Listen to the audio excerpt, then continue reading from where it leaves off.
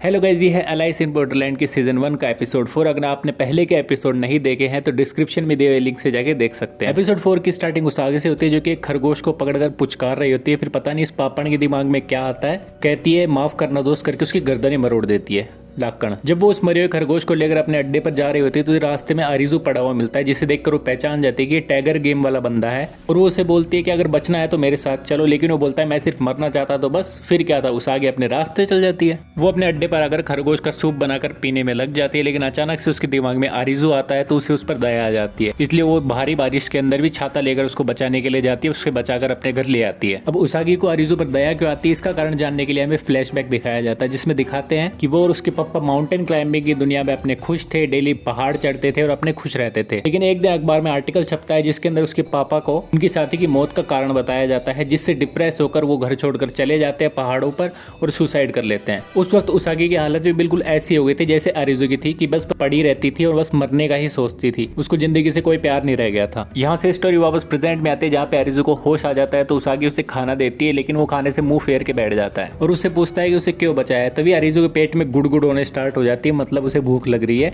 तभी उसागी भी मौके पे चौका मार के बोल देते क्योंकि तेरा शरीर जीना चाहता है कुत्ते। जिस पर अरिजू भी बोलता है कि मैं जीऊँ तो किसके लिए जीऊँ, मेरे सारे दोस्त मारे गए, मुझे मरकर उनके पास जाना है, उनसे पैर में पड़कर माफी मांगनी है क्योंकि उनकी मौत का जिम्मेदार मैं हूँ। इस पर उसागी उसे समझाते हुए बोलते कि अबे छछुंदर, एक टाइम ऐसा था कि जब मैं भी मरना चाहती थी, मैं भी जमीन पे पड़ी रहती थी, लेकिन तब तक पड़ी रही जब तक पेट में भूख ना लगी। उसके बाद में उठ के मुझे समझ में आ गया कि जिंदगी जीनी है और खाना खाना है। फिर उसागी बिल्कुल मेरी बहन की तरह बोलती है, उससे बोलती है कि फिर भी हरामजादा, अगर तुझे मरना है तो खाना खा के मर, खाना मैंने बनाया है और खाने को बर्बाद होते हुए नहीं देख सकती मैं, तो अगर तेरे को मरना है तो उसको खा के ही मर। अब सुबह हो जाती है और हमें पता चलता है कि उसागी इतनी फिट कैसे है, क्योंकि वो इस मौत के खेल के बावजूद भी सुबह उठकर अपने खूब दौड़ लगाती है और अपनी एक्सरसाइज करती है। जब वो दौड़ लगाकर वापस आती है तो देखती है कि अरिजू अभी भी पड़ा पड़ा सोई रहा है, लेकिन साले ने खाना जरूर खा लिया है। अब उसागी उसे जगाती है और उससे पूछती है तू टाइगर वाले गेम में चिल्ला के तूने उसकी लोकेशन क्यों बताई थी, क्योंकि तूने खुद की जान जोखिम में डाल दी थी। इस पर अरिजू उसे बताता है कि उस टाइम पे मैं जीना चाहता था और मैं ये नहीं चाहता था कि कोई और मेरे कारण या फिर कैसे भी मरे। अब यहाँ पर उसागी फिर से मौके पे चौका मारते हुए बोलते कि साले मैंने भी तो तुझे इसीलिए बचाया है क्योंकि तेरे कारण मैं जिंदा हूँ, इसीलिए मैं भी नहीं चाहती कि तू मरे। अब उसागी उसे अगले गेम में जाने के लिए बोलते हैं क्योंकि उसके ऊपर जो कर्ज है अरिजू का वो उसको उतारना चाहती है। अब ये दोनों अगले गेम एरिना पे पहुंचते हैं, जहाँ पे वो देखते हैं कि सड़क की टनल से गेम एरिना स्टार्ट है। जब उस टनल के अंदर जाते हैं तो वहाँ पे एक छपरी स्टाइल में, मतलब पूरी पुती पड़ी अलग अलग तरीके के पेंटों से बस होती है, और उसके अंदर जाते हैं तो वहाँ पे उनको एक टीम पहले से मिलती है। इस टीम के अंदर 3 लोग होते हैं जो उन्हें बताते हैं कि हमने भाई 4 गेम लास्ट के साथ में खेले, इसलिए हम एक टीम की तरह ही खेल रहे हैं। अरिजू यहाँ पे देखता है कि एक प्लेयर के पैर पर चोट लगी हुई है, लेकिन बाकी के दोनों बिल्कुल फिट है। अब रजिस्ट्रेशन बंद हो जाता है और उनको गेम के रूल बताए जाते हैं। गेम का नाम होता है डिस्टेंस और इसका लेवल होता है चिड़ी का 3, और इन्हें बताया जाता है कि इन्हें 120 मिनट के अंदर गोल तक पहुंचना है। अब इसके गोल के बारे में इनको कुछ आइडिया नहीं होता और ना ही उन्हें बताया जाता है कि कहाँ पे है गोल। अब वो सब समझते हैं कि उन्हें दौड़कर उस गोल तक जाना पड़ेगा, तो वो जो पैर में चोटिल होता है वो बोलता है भाई तुम लोग जाओ, मैं यहीं पे रहूंगा, मैं अपना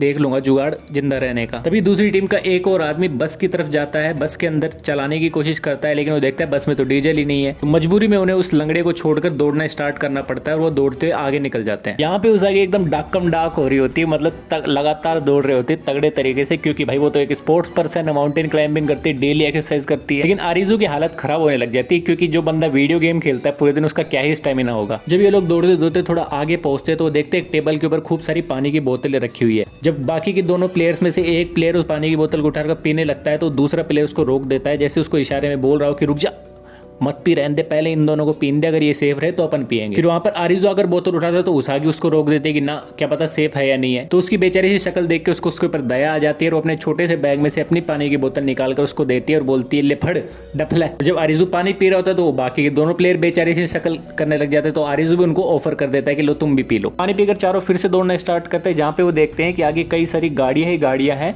और वहाँ पे लाइट्स भी, जो स्ट्रीट लाइट्स है वो भी बंद हो गई है। यहाँ पर उसागी रुक जाती है और बोलती है कि रुक जाओ एक बार, मेरे को कुछ फील हो रहा है कि कुछ तो है।